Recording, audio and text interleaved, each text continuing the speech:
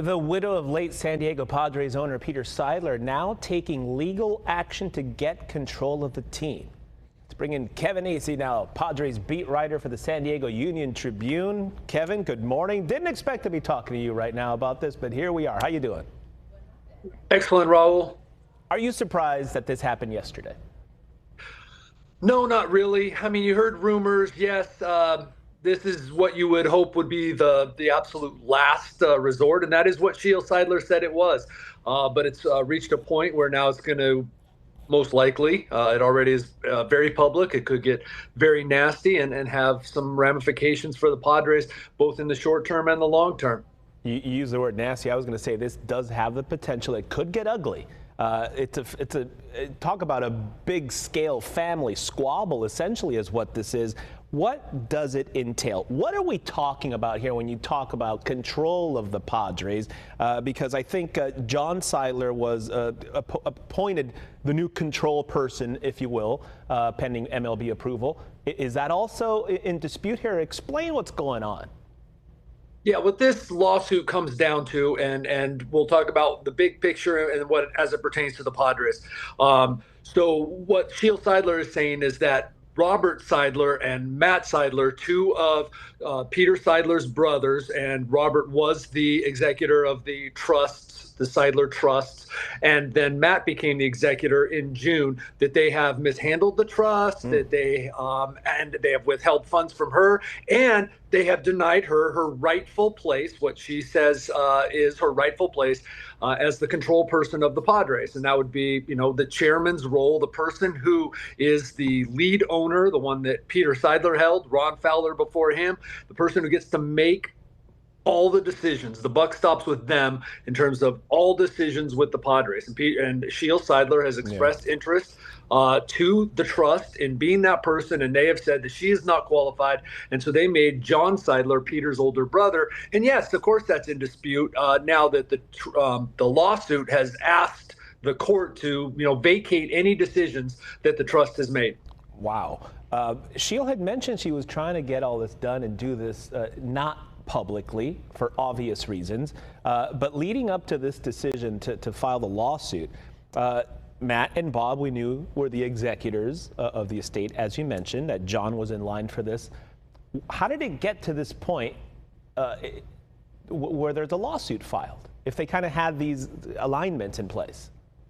Yeah, I mean, well, one thing we need to remember is that this isn't the first dispute when someone dies. Sure. and their trust did not, you know, lay out all of the things that needed to be taken care of. I'm not a lawyer. These things could be sort of a head spinning, but one thing is it does not seem to absolutely say this is who will take over the Chargers, or the Padres. But the Chargers did have their own problem when Alex Spanos passed away. But it does say that the executor is in charge of all the trust and its assets for a period of time, but also for a period of time, and they get to do what they think is best for the trust. And that is what is at issue here. Sheil Seidler has said, and this is something you'd been hearing recently, that Peter Seidler said essentially on his deathbed that he wanted Sheil to take over. And in part of this lawsuit is a piece of paper on a legal pad, handwritten. You know, I recognize it as Peter's handwriting, but it appears to say that Sheil is the number one choice. And then it lists down another 13 names, including his children, who are very young. And so, again, I'm not a lawyer. I don't know that that will be legally binding, but certainly right now it's a he said, she said, he may have said sort of thing, and the future of the Padres. Now, look, the Padres aren't going anywhere. The Padres, you know, are their own entity to some extent. They'll be fine. They'll still be a major league team. They've still got good players, but you know, how much they can do, the financial wherewithal, who's making the decisions, what are the priorities? These things are in question or have the potential to be in question. I mean, it's unbelievable. You consider what professional sports is, it's billionaires and 9 siblings, I believe, and everybody's kind of getting involved in that. Let's stay away from the whole billionaire business money aspect of this lawsuit, which obviously is a big deal. A little bit more on the Padres, because people want to know short-term versus long-term. You mentioned it. said, everybody, we know we're still sensitive from the Chargers. The Padres aren't going to leave San Diego. But in terms of getting those big money players, the last couple of years with Peter in control, we got used to, hey, throw all this money, get these players here, get that title. Will that change in terms of the philosophy of the team moving forward the next 5, 10 years or whatever it may be?